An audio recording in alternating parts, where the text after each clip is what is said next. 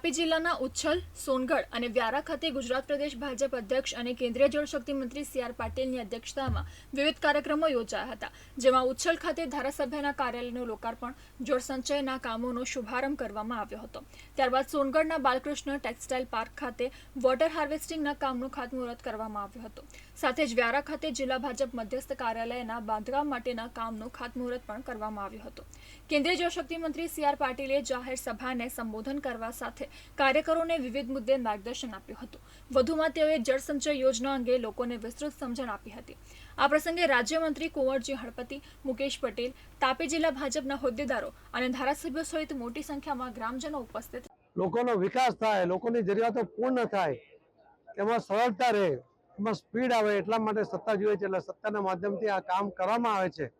છેવાડાના માનવી સુધી સફળતાથી પહોંચી શકાય અને એવા પ્રયત્નો સફળતા સુધી પહોંચાડ્યા પણ છે. અને એટલા જ માટે આવા કાર્યાલયનું આજે જરૂર છે. આ કાર્યાલયને કારણે ભારતીય જનતા પાર્ટીની જે મજબૂતાઈ છે વધુ મજબૂતાઈ થશે.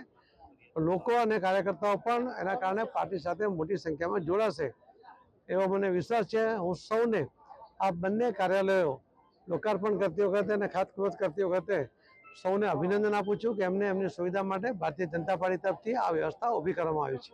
ધન્યવાદ.